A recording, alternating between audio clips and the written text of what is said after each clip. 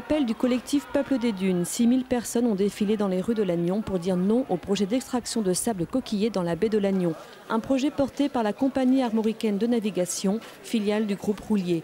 Il prévoit à son origine d'extraire de la dune 400 000 mètres cubes de sable pendant 20 ans. Pour le collectif, les risques sont importants et les études d'impact sont jugées insuffisantes. Tête de cortège, les élus ont fait entendre la voix du Trégor.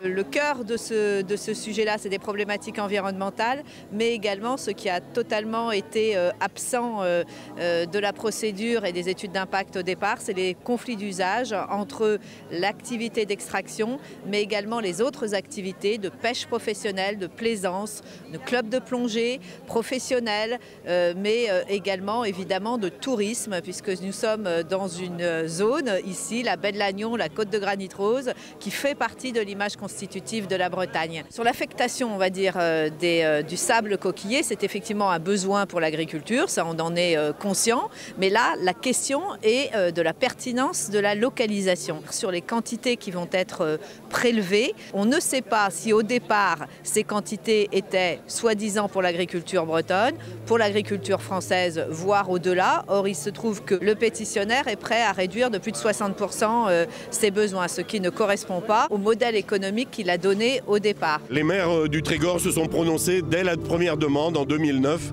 contre le projet d'extraction. Unanimité des maires du littoral, unanimité également des deux communautés d'agglomération qui sont concernées, Lannion-Trégor communauté et Morlaix communauté. Nous avons confirmé le 13 janvier qu'effectivement nous étions opposés et là cela concerne pas seulement les maires du littoral mais également les maires de 24 communes de l'intérieur. Cette opposition elle est ferme. Nous voulons empêcher tous les risques liés à cette extraction de sable, risques pour l'environnement, risques pour les activités humaines, risques pour le trait de côte. On ne peut pas accepter que l'intérêt général soit bafoué par cette extraction.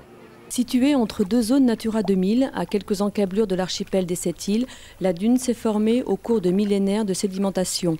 Le bouleversement des fonds marins et le caractère irréversible de l'extraction de sable sont dénoncés par le collectif qui regroupe une cinquantaine d'associations et d'organisations professionnelles. Cette dune est un refuge à l'hameçon qui permet aux pêcheurs professionnels de travailler. Mais il y a aussi beaucoup d'incidences, notamment sur la courantologie, l'hydrosédimentation, les effets de houle. Et puis il faut dire aussi quand même que l'état initial de la baie de Lannion n'a pas été fait. Et ce qui est un peu déplorable, si on rapproche ça des zones Natura 2000, les documents d'objectifs des zones Natura 2000, qui sont les inventaires aussi des zones, commencent seulement à être faits par Lannion-Trégor communauté depuis le 1er janvier 2014. Donc au moment où l'enquête publique a été faite, il n'y avait aucun état initial de la baie de Lannion de fait. Tous ceux qui étaient vent debout à Lannion ont donné un signe fort au ministère de l'économie qui aura le dernier mot sur ce dossier. Une table ronde devrait avoir lieu au ministère dans les semaines à venir.